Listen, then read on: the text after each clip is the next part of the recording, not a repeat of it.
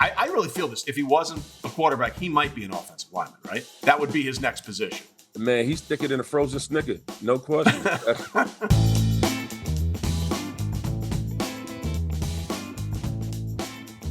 Hey everybody, what's up? Trey Wingo here. Welcome into another episode of Half Forgotten History. Season 2, as you know, is all about those players that have a championship and a Super Bowl ring, but we're also partnering with DraftKings in Season 2 to help you enhance your sporting experience. Make sure you use the promo code WINGO when you download and use the DraftKings app. Our guest this week comes to us from the hotbed of NFL talent known as New York City high school football. I'm kidding, that doesn't really exist. Very few people do come out of New York City high school football to make it in the NFL, but Willie Colon did. A very successful offensive lineman for a lot of years with the Pittsburgh Steelers, Super Bowl champ, and a guy who has made the very successful transition from playing football to talking about football. Now, we recorded this episode during the season, so you need to understand that when we have some of the conversations. So please now enjoy our episode with Willie Colon. Willie, how are you? Man, thanks for having me. What's up, Trey, baby? Well, let's talk about this because your story is very unique. You obviously played at a very high level for many years in the NFL, but you came from a place that I would not consider a football hotbed, which would be the city of New York. I mean, there are the outliers like yourself and Curtis Samuel, who's now playing for the Carolina Panthers. But let's be honest, high school football in the city of New York doesn't really bring a lot of people to the NFL. Man, that's 100% true, man. I went to Cardinal Hayes High School right in the South Bronx, right on the Grand Concourse, which is about a stone's throw away from Yankee Stadium. And I grew up playing, like, you know, I'm from New York City. I'm from the Bronx. I grew up playing basketball and baseball. There's nowhere to play football, technically. You pretty much either play in the street or you get you get a back alley, you kind of throw the ball around. But for me, man, I was in love with Lawrence Taylor. I loved him. He was like the GOAT to me. He represented like a sense of freedom. He cussed. He was badass. It seemed like nobody in the world could beat him up. And I was a diehard Giants fan. So when I got to high school, I missed the training camp before the freshman team report. So I reported to school, walked downstairs to the coach at the time. His name was Wild Bill Jensen. He had these thick ass Coke bottle glasses. And I was like, hey, man, I'm here to sign up for the team. He was like, team? That happened in August. We about to play our first game and on Saturday. He's like, you're late, son. And then he looked at me. He looked me up and down. He was like, hold up. He said, what size shoe do you wear? And I was like, I wear a 14. He was like, how old are you? I was like, well, I'm 14. And he was just like, I was like, my shoe size usually grows with my age. So when I'm a 15, I wear a 15. And he was just like, how much do you weigh? I was like, well, I'm about 250. I was about 250. He was like, well, you show up to practice tomorrow. We'll have a spot for you. So all that kind of, all the fluff went out the window, man. And I was just passionate about the game. What was wild, I think most guys who play city football, you're not playing like, you know, you look at the Floridas and the Texas and, you know, the California, those guys, it's always sunny and beautiful. And kids are just out there throwing the football around. They can play all year round. Man, I was playing with kids that were from third world countries. Like I was playing kids that were from Colombia and the Dominican Republic, who had never seen or heard of football. They was just an opportunity for them, you know, not to get in trouble after school. So they were signing up to play football. So I was playing with kids who were pretty much living an adult life. I remember one kid I played with, he would smoke a pack of cigarettes right before practice, and he wore a big gold chain, and he had soccer cleats, he had baseball cleats. He didn't know anything about football. He knew he can play. He loved the game from what he heard, and he participated. So I was always playing with kids who had a little bit of a language barrier, who came from the Caribbean, who played, different sports outside of football. So when they got to the city, it was an opportunity to try something that they saw on TV, and they jumped all in. So it was a unique experience in itself. Well, there's two things we need to touch on there. Number one, how did the smoking of the cigarettes help him in any way, shape, or form? Because that's an unusual training regimen, I think. Most people would not suggest, hey, before a game, go roll through a pack of Winstons. Right. He was, man, the kid was, because you know what it is, Trey? Yeah. A lot of these kids, when they come from these countries, they live somewhat of adult life. They're drinking at an early age. They're around, their peers who are a little bit older. So they're forced to grow up faster. So when they get to the country, what's normal to us is boring to them. They want to go about their day to day. And the kid was used to, waking up and and smoking a cigarette and having a little cocktail and off to chemistry. It was just and if it works for them, maybe everyone else. No, we're not. We're kidding. We shouldn't do that. Don't do that. But you mentioned Lawrence Taylor, and I got to tell you, since you brought up one of my favorite stories of all time, I was just beginning to work in the business, and it was a player strike in 1987, and obviously Lawrence didn't cross the picket line. So I'm walking down Central Park West, and I look up, and Lawrence Taylor is walking down the street, coming towards me. And first of all, to see him on TV and then you see him in person, you're like, oh my God. Yep. And he looked miserable. Like, obviously, that man was born to beat the shit out of quarterbacks, right? That's what he was. That's what he was meant to do on this earth, and he couldn't do it. And he walked by me, and I was terrified that if I even looked at him the wrong way, he was going to take that shit out on me. You know what I mean? Right. He was so angry that he couldn't hit somebody. It's like that line from The Hunt for Red October. Let's give this American a wide berth. I made sure I crossed the street just to make sure I didn't make Lawrence Taylor angry at me. So I get what you're talking about when it comes to LT. Man. I love that mad dog attitude and his persona and everything he represented. And I know it's tough because, Lawrence Taylor now will probably get dragged through the media, right? Like he would be probably people would think he's the worst thing that ever happened to football. But back then, he represented New York. He was that cup of Joe. He was kind of that guy that, just the go-to. He was everything for me, the S curl and kind of that Viper type, bite he had to him. So I loved him, man. And I had a big poster of him on my wall as a kid. And I wanted to do everything he did. So when I had the opportunity to play football, all I cared about was being the next Lawrence Taylor. Yeah, one other quick Lawrence Taylor story, and then we'll move on. My favorite bit of NFL films all time, they mic'd him up for a preseason game against the Jets. A preseason game. Right. And he went crazy. At one point, he breaks through and sacks Ken O'Brien. And as he's leaning over him, he says, son, y'all got to do better than this. Yes. Y'all got to do better, man. Yeah, he's looking at Ken O'Brien like, this can't be life for you guys. It's going to be a long season. I remember that. Preseason game. So Lawrence Taylor is there to wreck the quarterback. Your job as an offensive lineman, which, by the way, on many levels, my son played offensive lineman in college. It's the worst because you only get recognized when you fuck up, right? That's the worst thing about being an offensive lineman. You're never recognized for the job you do by your fans or spectators. People in the room know, but nobody else. So your job, obviously, is to protect the quarterback. And as we sit here, the Steelers are having a much better season in 2020 than they did in 2019, if we're honest about it, for one reason. Ben Roethlisberger's playing, and Duck Hodges, God bless him, and Mason Rudolph are not playing.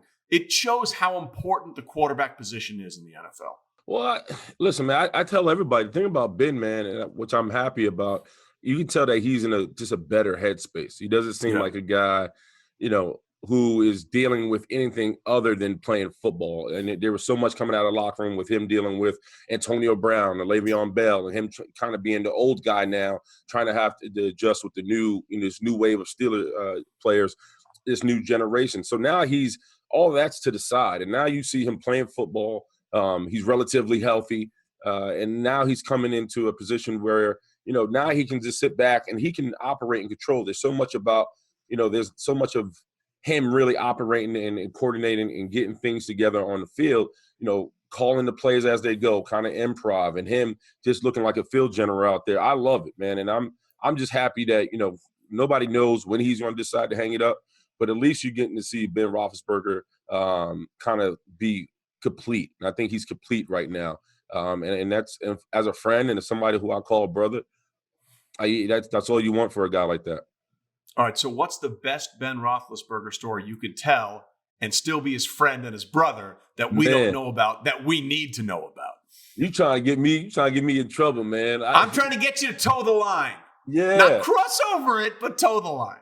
Man, you know what it is? Some of these stories, you got to understand, when me and Ben were together and when I was, on the Steelers, we were growing up together. When I got to the Steelers, man, in 2006, he had just won a Super Bowl in 2005. That was Jerome Bettis' last game. But that room, my offensive line room to be exact, they were older. Those guys were in their 30s. While I was talking about leaving the strip clubs and having a hell of a night and waking up with random women, these guys were talking about practice and going home to do algebra with their kids. So there was a little bit of a disconnect.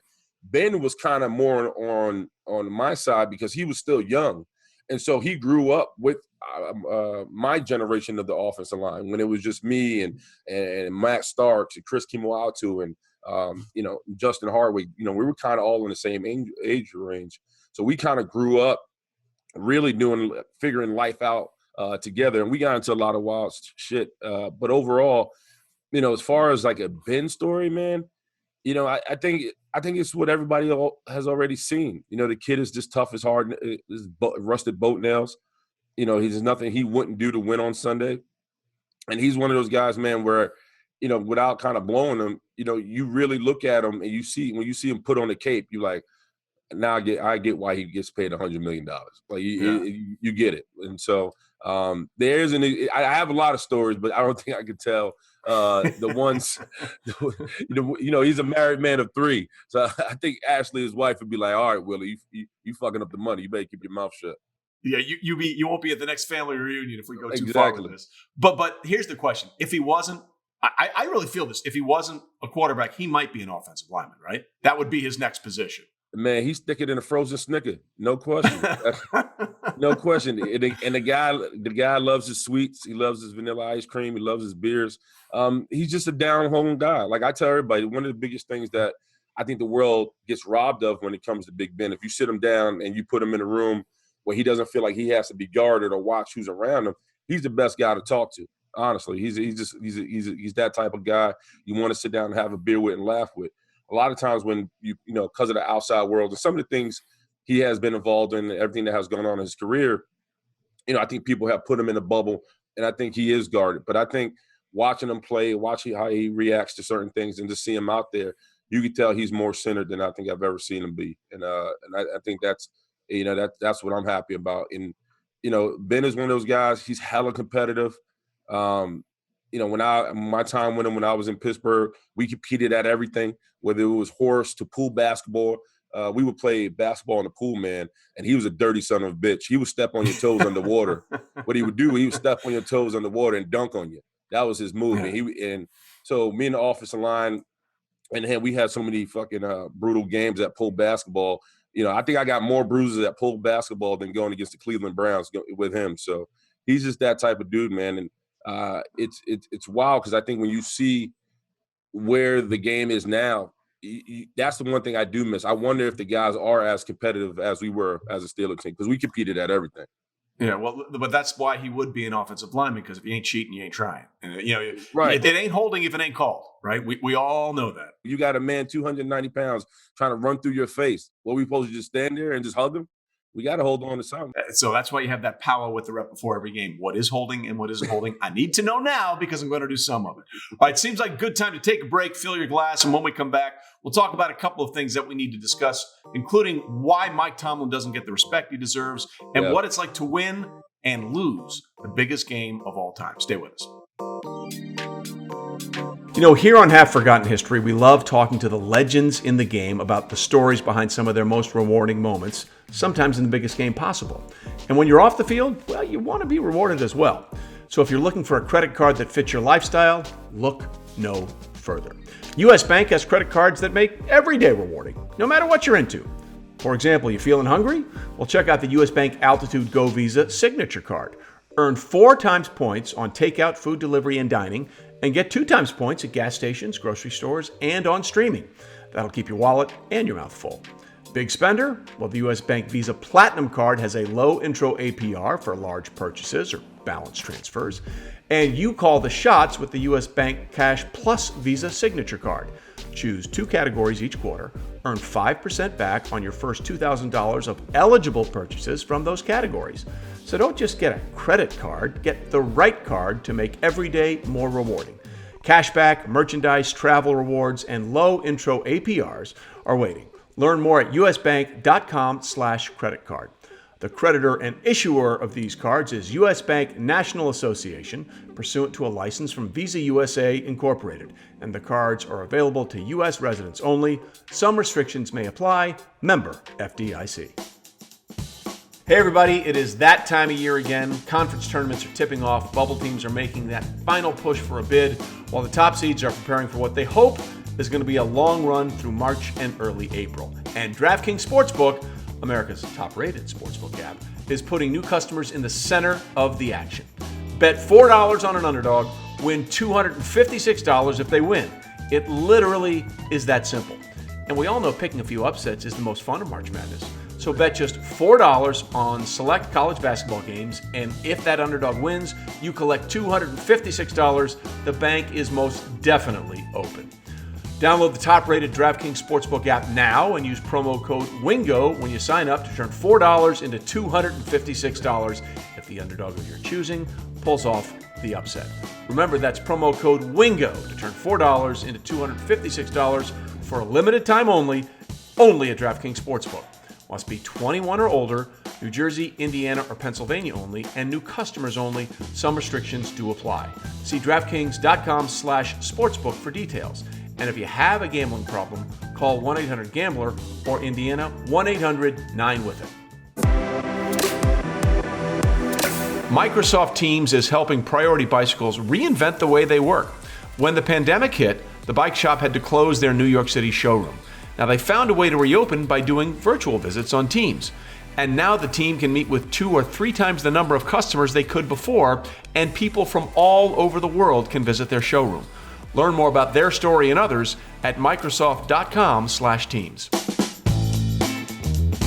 All right, back with Willie Colon. So let's raise a glass and tell a few more stories. And let's talk about Mike Tomlin for a second. For people that don't understand what it means to be a Steelers head coach, this is my favorite stat of all time. Since 1970, number of popes, 5. Number of Steelers head coaches, 3.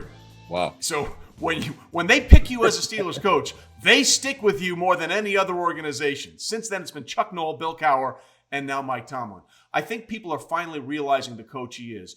When you played for him, how quickly did you know, damn, this guy knows what the hell he's doing?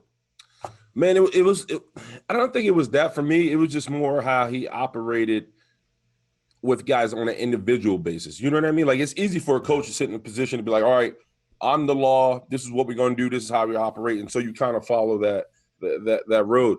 It was, for me, how I watched him handle each guy individually, which made me say, there's something to this guy. Because he didn't talk to everybody the same. He didn't operate. Right. Some guys he was close with. Some guys he was like, hey, I'm the coach, you to play, go to work for me. And there's other guys, how he kind of manifested relationships through the season. And I try to say this, I don't think this is talked about enough. A lot of people see Mike Tomlin as this great, and he has all these isms, and he's very straightforward. Mike Tomlin is a businessman. You know what I mean? He's 100% businessman. He's in the business of winning. And so much of where we see the Steelers now is him having to make hard decisions as a businessman and things that he had to endure as a head coach for the Pittsburgh Steelers. Everybody knows about all the things that happened with Antonio Brown in that locker room, and he held on to him for the simple fact that Antonio Brown is a hell of a receiver, and he was winning games for the Pittsburgh Steelers at the time.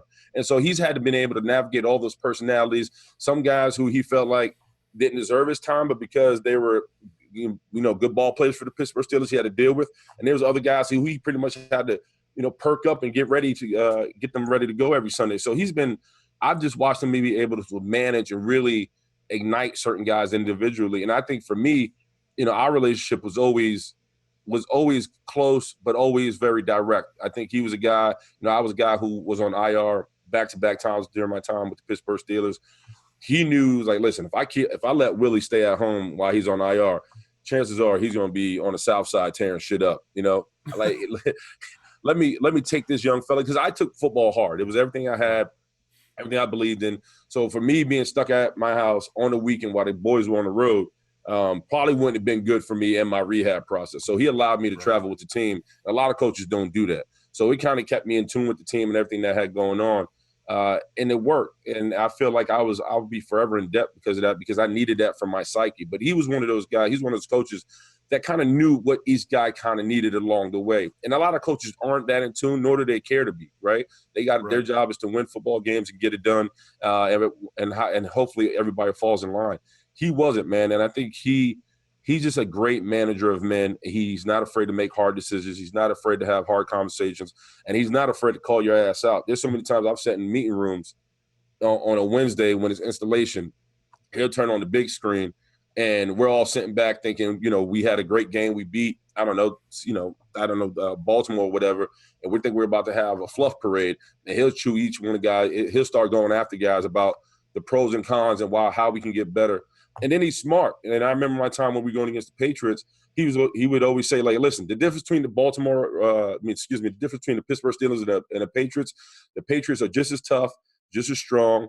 They have the bully mentality, but they're smarter. They don't beat themselves. The Steelers have everything, but we beat ourselves. And it kind of that very direct black and white conversation he would have with us would kind of make us be like, all right, if we want to be the best in the league, we got to tighten up. We got to be a better team. We got to be just as smart. And so it worked. It forced us to work harder. And then how we practice. When we practice hard, man, we practiced a million miles an hour. We got after each other. We talked a lot of shit. And a lot of it was him just kind of letting the dogs hunt. He wasn't trying to get in the way of different personalities. He wasn't afraid of big personalities. And I think sometimes coaches, when you see a guy who's a little flamboyant or talks a lot, coaches like, whoa, Mike T's not like that. He's all about the show, but you're gonna do it in the lines in which he lets you do it. I'll never forget one thing he said to me after it was during the 2019 draft down in Nashville. We had him on the set, and obviously that was the year they got rid of Le'Veon and Antonio Brown. Right. And he said we had a cleansing, if you will. I mean, the way he used that phrase, because like you said, when he knew that he had to have him there, he managed him, but he also knew that it was when it was time for them to go, and he knew what it meant to the team that those guys were no longer going to be a problem for the team.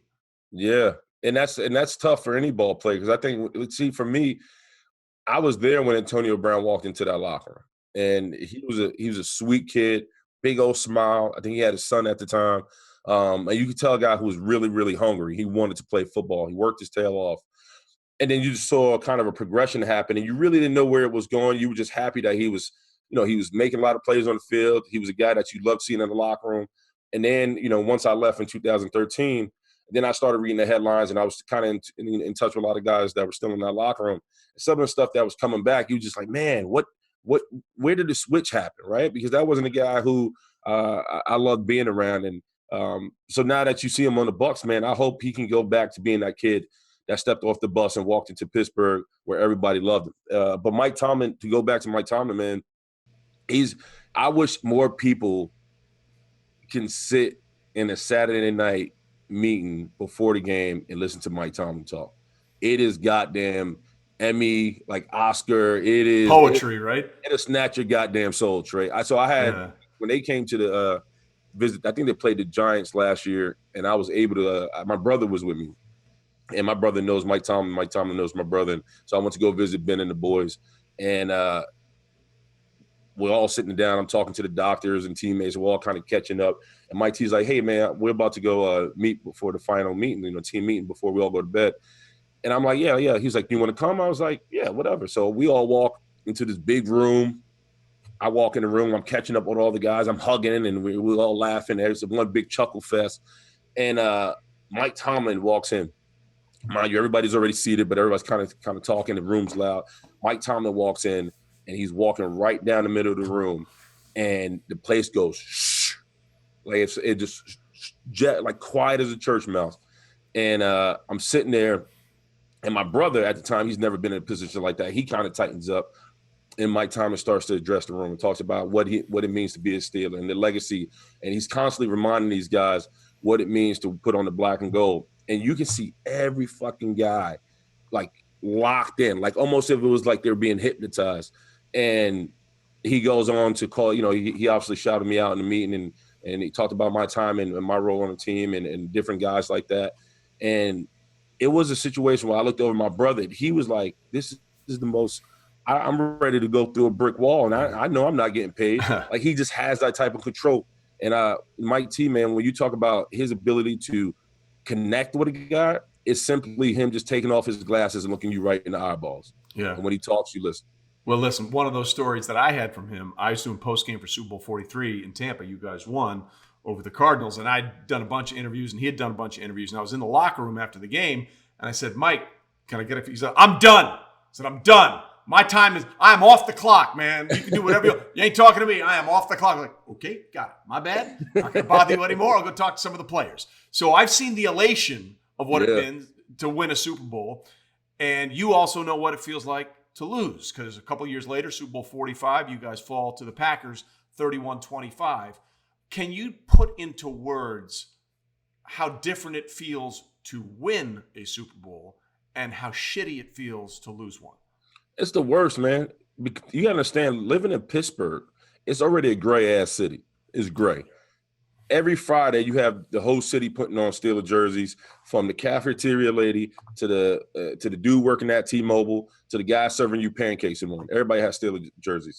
So the city really embodies and believes in the culture and the Pittsburgh Steelers. So when you go to the Super Bowl, and at the time you got to figure we in Dallas, I don't know why Dallas was never prepared for snow. Which is absolute. Brother, I went to school down there, and it happened once or twice. They shut it down for like an inch. And that snowstorm came down. They were effed, man. They were. You had two cold weather teams coming down to Dallas. It was going to be bound to snow. We were bringing the snow with us.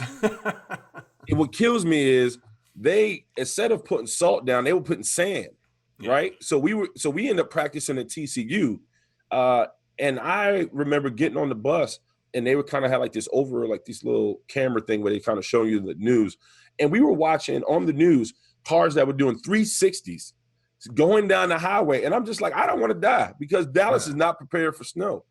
And so I can remember Mike Tomlin was saying, like, listen, man, ain't nothing going to stop us. They're going to bring a hurricane, whatever. We coming to win the goddamn Super Bowl. And so he kind of locked us into that week. If Dallas ain't prepared, if Green Bay, well, we knew Green Bay was going to be prepared. Hell, it snows in Green Bay.